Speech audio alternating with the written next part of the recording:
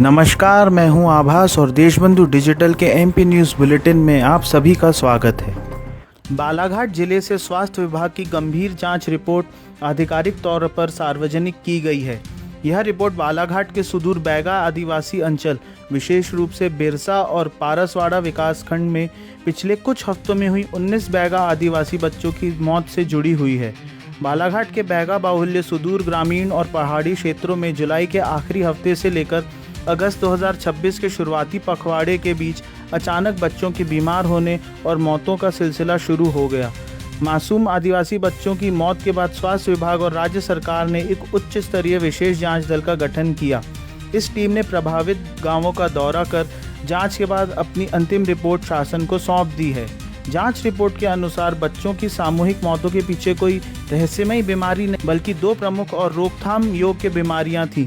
खसरा संक्रमण यानी मीजल्स आउटब्रेक। रिपोर्ट में खुलासा हुआ कि अधिकांश बच्चों की मौत खसरे के गंभीर संक्रमण के कारण हुई। संक्रमण फैलने की सबसे मुख्य वजह शून्य टीकाकरण रही।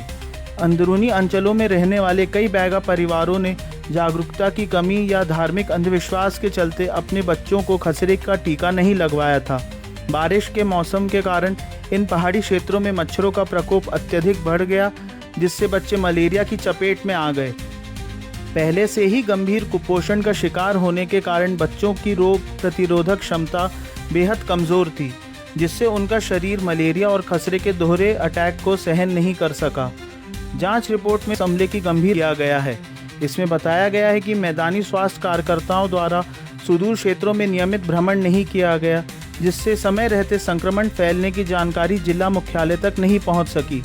इलाज न मिलने पर ग्रामीण बच्चों को स्थानीय तांत्रिकों और बैगा गुनिया यानी झाड़ फूंक करने वाले उन लोग के पास ले गए, जिससे बच्चों की स्थिति और अधिक बिगड़ गई और उन्होंने दम तोड़ दिया।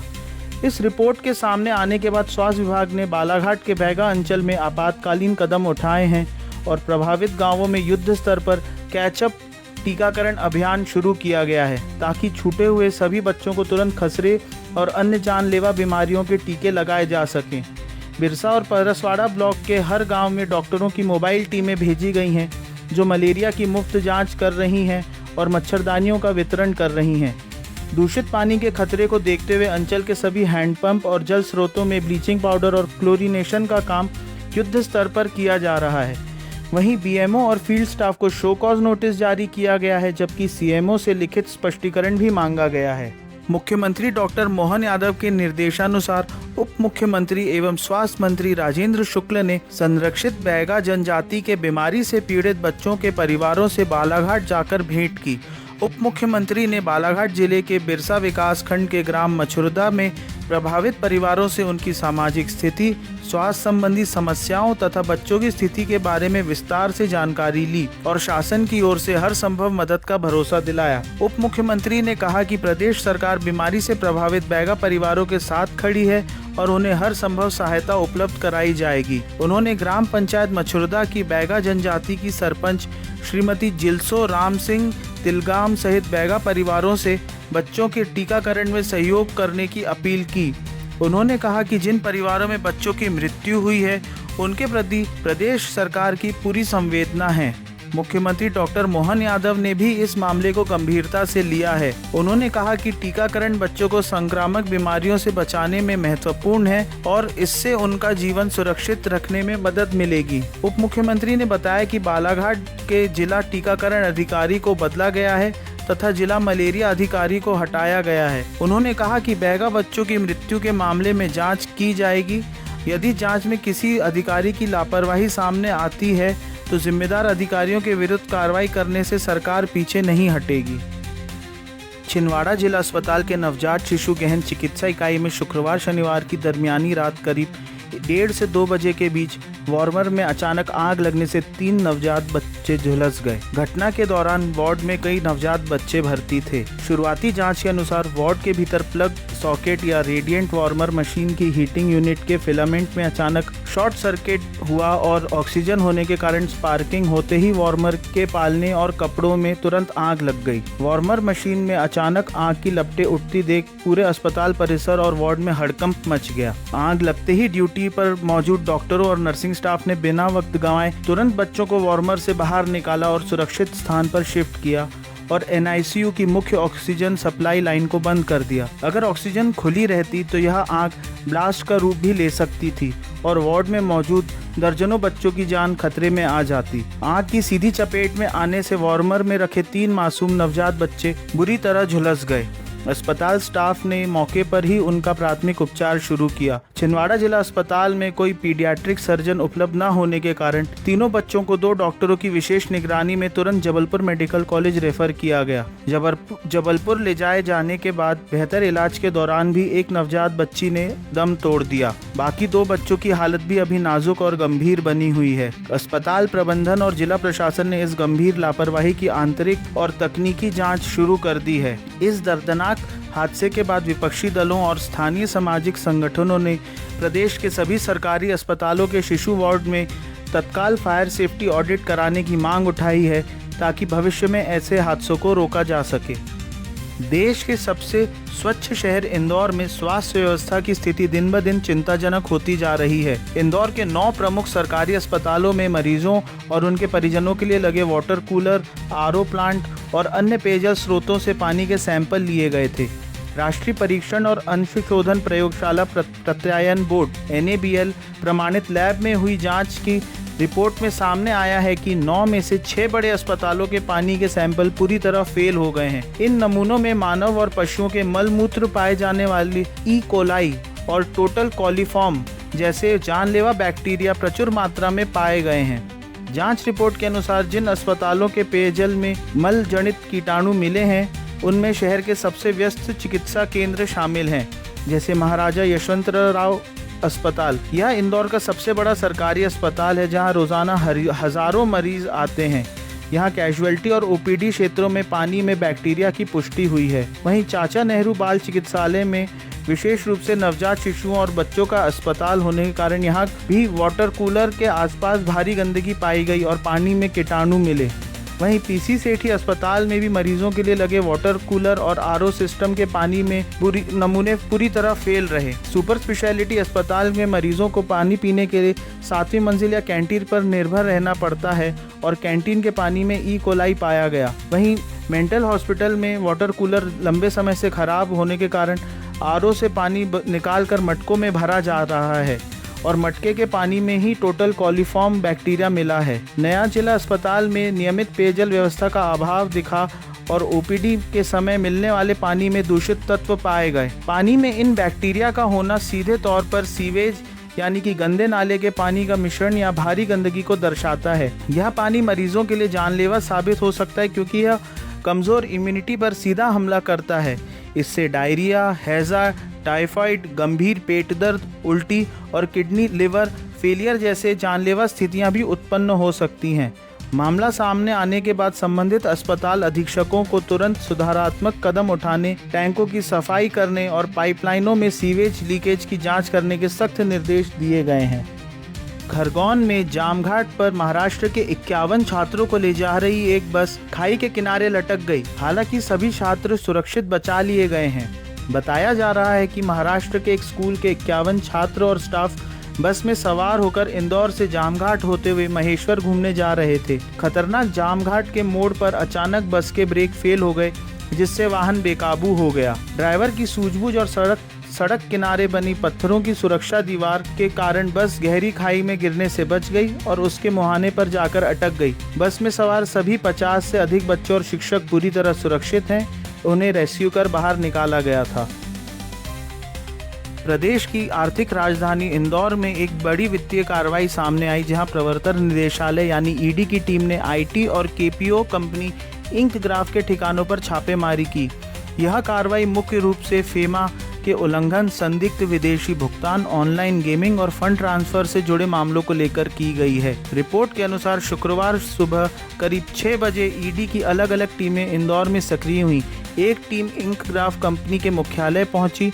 2 अन्य टीमों ने कंपनी के मुख्य संचालकों के महालक्ष्मी नगर स्थित निजी निवास पर एक साथ छापा मारा। ED के अधिकारियों ने दफ्तर और घर दोनों ही जगहों पर मौजूद डिजिटल लॉकर, बैंक खाते और वित्तीय रिकॉर्ड्स अपने कब्जे में लेकर जांच शुरू की। कंपनी के मुख्य सर्वर, कंप्यूटर, हार्ड डिस्क और इलेक्ट्रॉनिक डेटा रिकॉर्ड्स को खंगाला गया ताकि संदिग्ध मनी ट्रेल का पता लगाया जा सके। शुक्रवार शाम को कंपनी के कुछ प्रमुख कर्मचारियों और अकाउंट्स विभाग के स्टाफ को भी पूछताछ के लिए बुलाया गया। देर रात तक अधिकारियों द्वारा खातों और दस्तावेज का मिलान किया जाता रहा। शुरुआती इनपुट के आधार पर कंपनी के विदेशी कारोबार में बड़ी वित्तीय गड़बड़ियां पाई गई थीं। जांच एजेंसियों को इनपुट मिले थे कि ऑनलाइन गेमिंग और अंतर्राष्ट्रीय फंड ट्रांसफर के जरिए विदेशी पेमेंट्स को संदिग्ध तरीके से इधर उधर किया जा रहा है। विदेशी मुद्रा नियमों के उल्लंघन को लेकर कंपनी पर फेमा के कड़े प्रावधानों के तहत शिकंजा कसा गया है। सागर जिले के सिविल लाइन थाना क्षेत्र के अंतर्गत आने वाले एक रिहायशी इलाके में 5 पुराने जिंदा बम मिलने से सनसनी फैल गई। ग्रामीणों की सूचना पर civil line TI Anand Singh और मिलिट्री एक्सपर्ट्स की टीम मौके पर पहुंची। सेना और पुलिस के बम निरोधक दस्ते ने सावधानी बरतते हुए 5 में से 4 बमों के कैप और आखिरी संदिग्ध बम को पूरी तरह डिफ्यूज किया। पुलिस के अनुसार यह जगह पूर्व में फायरिंग रेंज रहा है, इसलिए ऐसे पुराने अवशेष मिलना सामान्य है और स्थिति पूरी तरह नियंत्रण में है तथा लोगों को घबराने की जरूरत नहीं है। रीवा और सतना के बीच खराब मौसम के चलते दिल्ली से आया एक विमान 3000 फीट की ऊंचाई पर 1 घंटे तक मंडराता रहा और आखिरकार उसे दिल्ली वापस होना पड़ा। दिल्ली से रीवा और सतना के हवाई रूट पर संचालित होने वाला एक यात्री विमान खराब मौसम और भारी बारिश के कारण रनवे पर लैंड नहीं कर सका। विजिबिलिटी बेहद कम होने के कारण विमान करीब 3000 फीट की ऊंचाई पर 1 घंटे तक हवा में ही चक्कर काटता रहा। ईंधन की सीमा और सुरक्षा को देखते हुए एटीसी के निर्देश पर विमान को बिना लैंड कराए वापस दिल्ली के लिए भेज दिया गया। राजधानी भोपाल के वीआईपी रोड पर शनिवार सुबह एक दर्दनाक हादसा हुआ। खानू गांव से लाल घाटी की ओर जा रही एक तेज रफ्तार अनियंत्रित कार बड़े तालाब के गहरे पानी में समा गई। कार इतनी रफ्तार में थी कि वह फुटपाथ पर चढ़ी और तालाब की सुरक्षा के लिए बनी मजबूत लोहे व पत्थरों की रेलिंग दीवार को कतरते हुए सीधे हवा में उछलकर बड़े तालाब में जा गिरी। मॉर्निंग वॉक पर निकले राहगीरों ने कार को पानी में गिरते और डूबते देखा। सूचना मिलते ही कोहे फिजा और तलैया थाना पुलिस के साथ नगर निगम की विशेष गोताखोर टीम मौके पर पहुंची। तालाब में पानी का स्तर मानसून के कारण काफी बढ़ा हुआ होने के कारण गोताखोरों ने पानी के भीतर काफी मशक्कत के बाद डूबी हुई कार को लोकेट किया। कार के दरवाजे लॉक हो चुके थे, जिसके बाद गोताखोरों ने कार के शीशे तोड़े और भीतर फंसे दोनों युवकों को बेहोश अवस्था में बाहर निकाला। क्रेन की मदद से पानी में पूरी तरह डूब चुकी कार को रस्सियों से बांधकर तालाब से बाहर निकाला गया। कार का अगला हिस्सा पूरी तरह चकनाचूर हो चुका है। पानी के भीतर काफी देर फंसे रहने के कारण दोनों युवकों के फेफड़ों में पानी भर गया था और वे गहरे सदमे में थे। दोनों को हमीदिया अस्पताल के आईसीयू में भर्ती कराया गया है। हालांकि डॉक्टरों के अनुसार अगले 24 घंटे दोनों की जान के लिए बेहद नाजुक हैं। कोहे फिजा थाना पुलिस ने मामले की जांच शुरू कर दी है। उज्जैन के विश्व प्रसिद्ध महाकालेश्वर मंदिर के आसपास वीआईपी रूट और श्रद्धालुओं के मार्ग को सुगम बनाने के लिए उज्जैन नगर निगम और जिला प्रशासन ने शनिवार को संयुक्त रूप से बड़ी कार्रवाई की। शनिवार सुबह जैसे ही निगम की टीम 3 जेसीबी मशीनों और डंपरों के साथ त्रिवेणी संग्रहालय मार्ग पहुंची, वहां हड़कंप मच गया। त्रिवेणी संग्रहालय से लेकर महाकाल महालोक तक प्रवेश द्वारों के बीच अवैध रूप से लगाई गई दुकानों, पक्के ओटलों और ठेलों को जेसीबी की मदद से पूरी तरह हटा दिया गया। कार्रवाई शुरू होते ही कई स्थानीय दुकानदारों और प्रसाद विक्रेताओं ने नगर निगम की टीम का घेराव कर दिया और कार्रवाई को रोकने की कोशिश की। कुछ लोगों ने प्रशासनिक अधिकारियों के साथ तीखी बहस भी की। पुलिस ने कड़ा रुख अपनाते हुए हंगामा कर रहे प्रदर्शनकारियों को खदेड़ दिया और पूरे मार्ग को छावनी में तब्दील कर कार्रवाई को बिना रुके जारी रखा।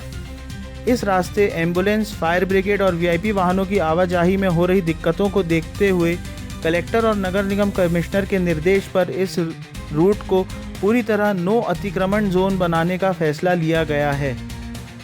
ग्वालियर पुलिस की क्राइम ब्रांच ने शनिवार को अवैध हथियार बनाने वाली एक मिनी फैक्ट्री को पकड़ा है। पुलिस के अधिकारियों को पिछले कुछ दिनों से इनपुट मिल रहे थे कि चंबल अंचल और उत्तर प्रदेश के सीमावर्ती जिलों में अवैध हथियारों की एक नई खेप आने वाली है। शनिवार तड़के क्राइम ब्रांच को मुखबिर से पुख्ता सूचना मिली कि उपनगर ग्वालियर के एक सुनसान मकान के भीतर अवैध रूप से कट्टे और पिस्टल बनाने का काम चल रहा है। सूचना मिलते ही क्राइम ब्रांच की टीम ने शनिवार सुबह करीब 4 बजे बताए गए संदिग्ध मकान को चारों तरफ से घेर लिया और अचानक दबिश दी। मौके से पुलिस ने 12 से अधिक बने और अर्ध बने कट्टे, भारी मात्रा में जिंदा कारतूस और हथियार बनाने के उपकरण बरामद किए हैं।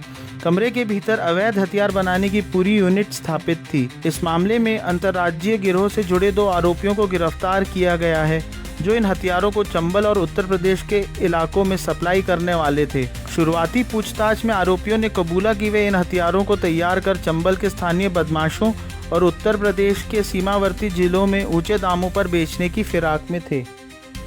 प्रदेश के गुना जिले से मौसम के कहर की एक बेहद दुखद खबर सामने आई है। गुना जिले के म्याना क्षेत्र के अंतर्गत आने वाले एक गांव में शनिवार दोपहर अचानक मौसम बदला और तेज गरज चमक के साथ बारिश शुरू हो गई।